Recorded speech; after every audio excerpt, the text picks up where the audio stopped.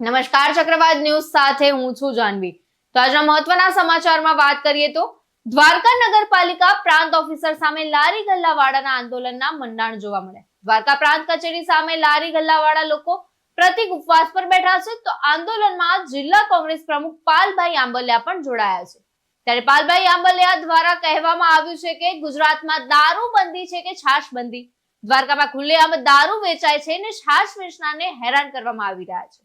દરિયાકાંઠે પ્રવાસીઓને ઊંટ સવારી કરાવતા ઊંટને પણ પકડીને પૂરી દેવામાં આવે છે। ત્યારે ગેરકાયદેસર બાંધકામ પાર્કિંગ વાળાને છૂટ ને લારી ગલ્લા વાળાની મનાઈ। હોટલ વાળા રોડ પર પાર્કિંગ કરે તો ચાલે, પણ રોડ પર રેંકડી ન ચાલે, આ તે વળી ક્યાંનો નાય। ત્યારે આંદોલનકારીઓ દ્વારા કહેવામાં આવ્યું છે કે તંત્ર પહેલા ગેરકાયદેસર બાંધકામ પાર્કિંગ હટાવે, પછી જ અમારી રેંકડીઓ હટાવે, અને જ્યાં સુધી ન્યાય નહીં મળે ત્યાં સુધી લડત કરતા રહીશું તેવી ચીમકી ઉચ્ચારવામાં આવી। ઓછી અમારા રેકડીની પોળાઈ છે તો કેમ કાર પાર્કિંગ અહીંયા કરવા દે છે? અહીંયા કેમ કોઈ ઇશ્યુ નથી થતું? અહીંયા કેમ કોઈ નથી બોલતું? આ જે હોટલ છે, હોટલની બહાર કાર પાર્કિંગ થાય છે, એક જવાનો રસ્તો બંધ થઈ જાય છે, તો ત્યાં કેમ કોઈ નથી બોલતું? ત્યાંય બોલવું જોઈએ ને।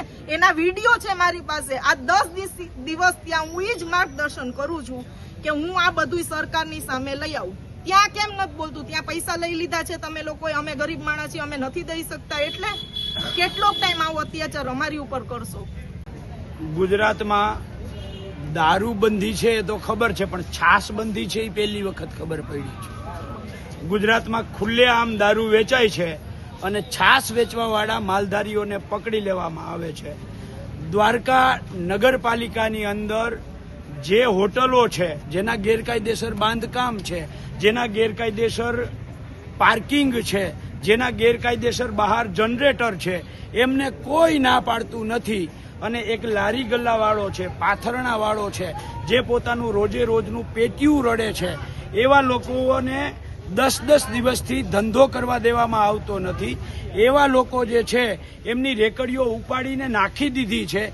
એનો માલ ખાલી કરવાનો પણ સમય આપવામાં ન આવ્યો, એટલે આજે આ લારી ગલ્લા પાથરણાવાળા, જે છાશ વેચવાવાળા માલધારીઓ હતા, એ તમામ લોકો સાથે મળી અને આજથી પ્રતિક ઉપવાસ સવારના 10-11 વાગ્યાથી સાંજના 4 વાગ્યા સુધીના પ્રાંત કચેરી ઓફિસ સામે પ્રતિક ઉપવાસમાં બેઠા છીએ।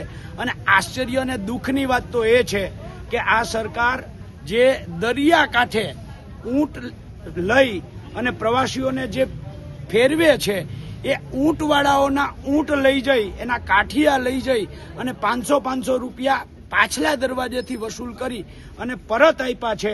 એટલે સાબિત થાય છે કે જો તમે મોટો હપ્તો આપો તો તમારો ગેરકાયદેસર બધું જ માફ, જો તમે હપ્તો ના આપો તો તમે કાયદેસર ધંધો ના કરી શકો।